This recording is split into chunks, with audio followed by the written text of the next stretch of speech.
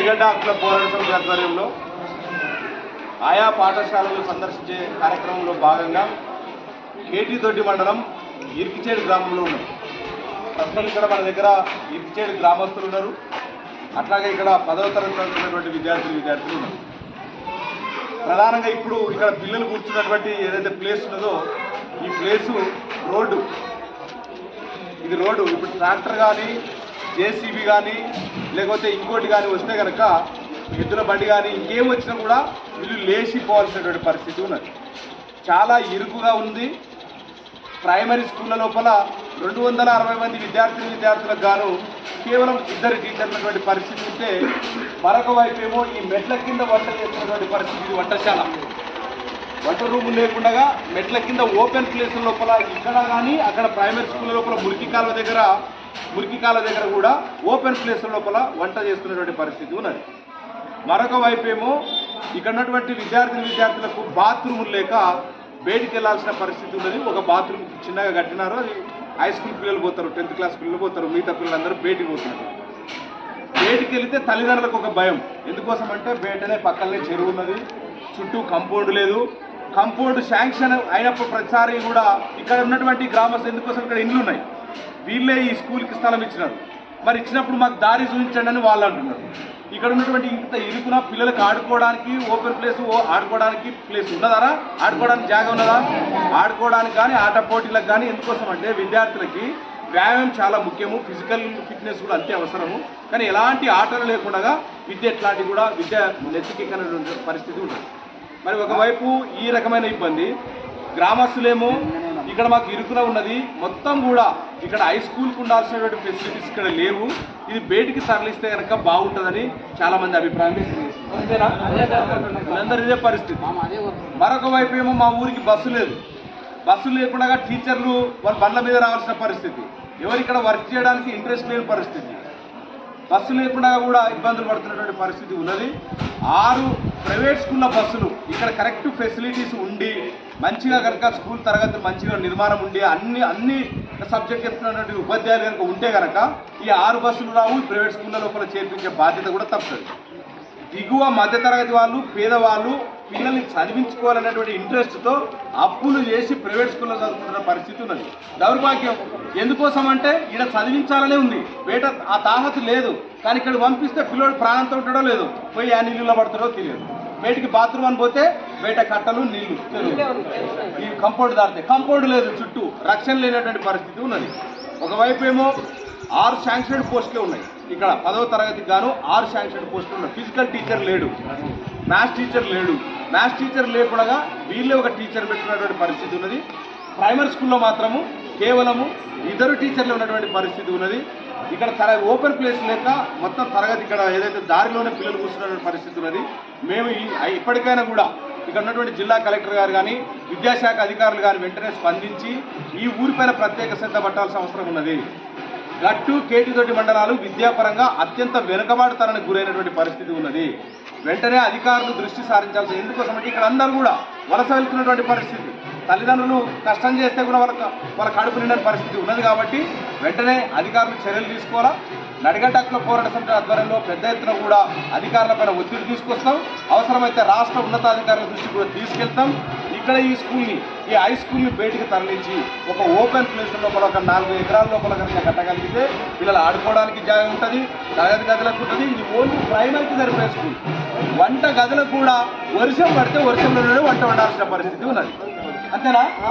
వీళ్ళే మాట్లాడుతున్నారు, బయటనే ఉంటుంది, వర్షంకే మెట్లకే ఉంటుంది. పూర్వ విద్యార్థి ఇక్కడ పూర్వ విద్యార్థి 50 చెప్పేది గ్రౌండ్కి తక్కువ, రోడ్డుకి ఎక్కువ. ఇక ప్రేయర్ చేయాలంటే ఇలా ఒక లైన్ మొదలవుతుంది, ఇట్లా పోతుంది లైన్ దాని కాడి పోతుంది. లైన్ సరిగ్గా ప్లేసే లేదు. ఇది జస్ట్ పిఎస్ స్కూల్ కట్టే సరిపోతుంది సార్. మాకు స్కూల్ బెస్ట్ ఇస్తామంటారు. అంటే వాళ్ళు కూడా ఏంటంటే తరగతి గదులు లేనందుకు కాబట్టి వాళ్ళ వైపు అవతల ఉన్న ఇంట్లో ఏమంటుంటే మాకు దారి లేదు, మరి వేరే దారి ఆల్టర్నేటివ్ దారి కావాలని వాళ్ళు అంటున్నారు. ఇక్కడ విద్యార్థులకేమో ఈ పరిస్థితి ఉంది. కాబట్టి అందరినీ సమన్వయం చేసి ఇక్కడ ఉన్న నాయకులను అందరినీ సమన్వయం చేసి ఎవరికి ఇబ్బంది కలిగించకుండా వాళ్ళ అవతల ఇళ్ళ వాళ్ళు ఏమంటారంటే ఇది మా జాగా ఒకప్పుడు మేమే ఇచ్చినాము కాబట్టి మాకు దారి చూపించి మీరు ఏమైనా చేసుకోండి మేము కూడా అభ్యంతరం వ్యక్తం చేయమనేది వాళ్ళ బాధ. ఇక్కడ వీళ్ళ బాధ ఏంటంటే మనం దారిలో ట్రాక్టర్ వస్తే ఏమొచ్చినా కూడా లేయాల్సిన పరిస్థితి ఉన్నది అనేది వీళ్ళ బాధ. ఒకవైపు ఏమో వంట వండుకోవడానికి కూడా జాగలేనటువంటి పరిస్థితి ఉన్నది, ఆడుకోవడానికి జాగలేనటువంటి పరిస్థితి ఉన్నది. వర్షాకాలంలో తీవ్ర ఇబ్బందులు పడుతున్నారు.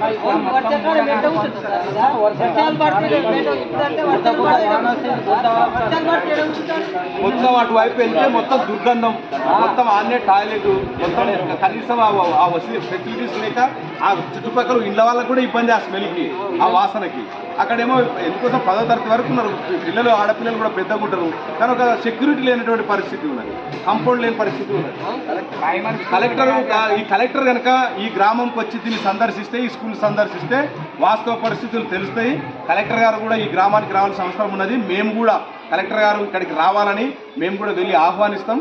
ఖచ్చితంగా నడిగడ్డ హక్కుల పోరాట సమితి ఆధ్వర్యంలో ఈ ఇరికిచేలో ఉన్నటువంటి గ్రామ సమస్యలు, ముఖ్యంగా ఈ విద్యపైన ఉన్నటువంటి సమస్యలు ఖచ్చితంగా దృష్టికి తీసుకెళ్లి ఒత్తిడి తీసుకొచ్చి వీటిని పరిష్కారం అయ్యేలాగా కృషి చేస్తాం. ఇక్కడ అందరూ గ్రామస్తులు ఆవేదన చేస్తున్నారు. గత లాస్ట్ ఇయర్ ఫిజికల్ సైన్స్ సరిగా లేక 10th క్లాస్ పిల్లలు మొత్తం కూడా ఫెయిల్ అయినారని చెప్పి మరి గ్రామాల లోపల చదివే పేద విద్యార్థులు రేపు ప్రైవేట్ స్కూళ్ళలో పోటీపడి చదవడమే ఎక్కువ. అట్లాంటిది ఇక్కడ సరైనటువంటి టీచర్స్ని ఇవ్వకుండా వాళ్ళు ఎట్లా పాస్ అవుతారు?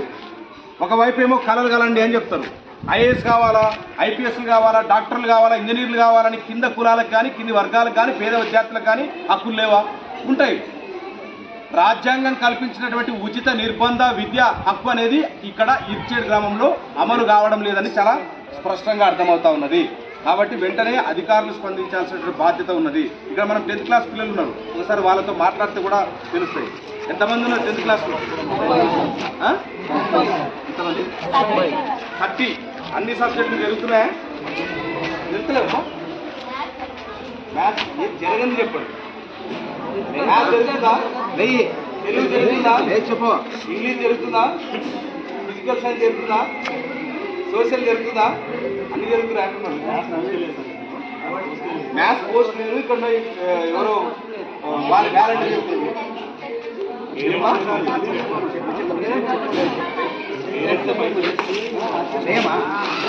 ఏ పేరు తల్లి పేరు?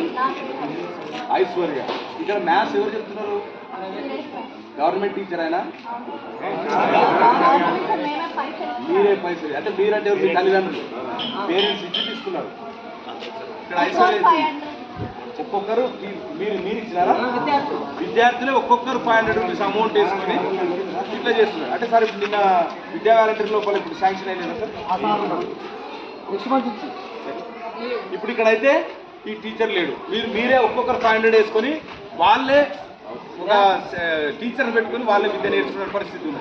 ఇది నాకు తెలిసి ఏ గ్రామంలో లేకుండా పిల్లలే పైసలు వసూలు చేసుకొని పిల్లలే ఒక టీచర్ పెట్టుకోవడం అనేది ఏ గ్రామంలో లేదు. మహా అంటే గ్రామంలో ఉన్నటువంటి ఎవరో ఒకరు ప్రొవైడ్ చేయడం కానీ లేకపోతే ఎవరైనా మాలాంటలు వచ్చి ప్రొవైడ్ చేయడం కానీ ఉంటుంది తప్ప పిల్లలే ఒక్కొక్కరు 500 వేసుకొని పెట్టుకున్నారంటే ఇక్కడ ఉన్నటువంటి విద్యా పరిస్థితి మనం అర్థం చేసుకోవచ్చు. మరి ఏం కావాలనుకున్నావు నువ్వు? కోరిక ఏంటి? భవిష్యత్తులో నీ యాంబిషన్ ఏంటి? పోలీస్. ఎందుకో పోలీస్ కావాలనుకున్నావు? Aishwarya, very good. నీ పేరు తల్లి ఏమా? జయప్రద. ఏమో నీ యాంబిషన్ ఏంటి? పోలీసేనా? ఏమో అందరు పోలీసే కావాలి. మీరు రా రై నవ్వుతున్నావు. నేను ఏం లేదు సార్ పెళ్లి చేసుకున్నా. ఏ పేరు? శాంతిరాజు. ఏం మీ యాంబిషన్ ఏంటి? డాక్టర్. ఎందుకు డాక్టర్? పైసలు సంపాదించాలనే. ఎందుకోసం డాక్టర్? ఎవరికి చేస్తావు? పైసలు తీసుకునే పేద ప్రజలే. నువ్వు యూనిఫామ్ వేసుకొచ్చు ఎందుకు? ఏ పేరు? మహబూబ్. ఏది నీ అంబిషన్?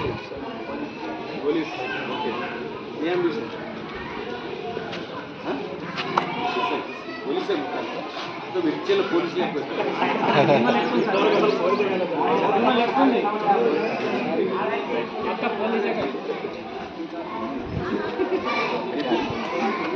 కార్తిక్ నాయక్.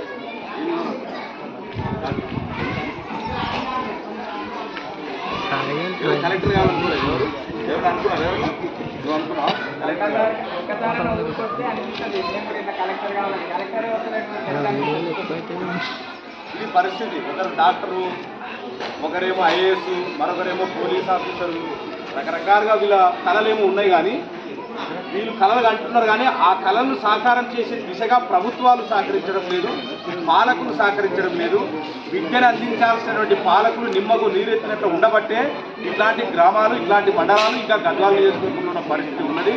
ఖచ్చితంగా నడిగడ్డ హక్కుల పోరాటం ఆధ్వర్యంలో అధికారుల దృష్టికి తీసుకుపోయి ఈ సమస్య పరిష్కారం అయ్యేంత వరకు పోరాడతామని ఈ సందర్భంగా మీకు తెలియజేస్తుంది. ఓకేనా?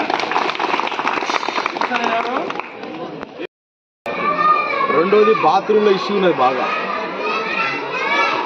ఇంకోటి ఏంటంటే ప్రైమరీ స్కూలు, ఈ హై స్కూలు, అంగన్వాడీ అన్నీ ఒకటే దగ్గర ఉండడము, గ్రామంలో ఇదే దారి కావడం, అవతల ఊర్లకు ఇళ్ళకి పోవాలంటే ఇదే దీంట్లోకి వెళ్ళి దారి కావడం అనేది ఒక ఇబ్బంది ఉంది. ఇది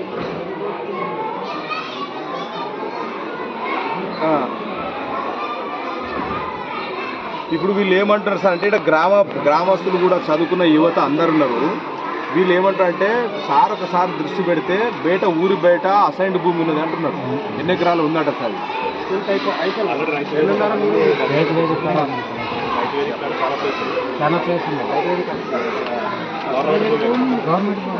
గవర్నమెంట్ భూమి కదా సార్, మీరు ఒకరు ఇచ్చేది మీరు అనుకుంటే తీసుకోవచ్చు అంతే.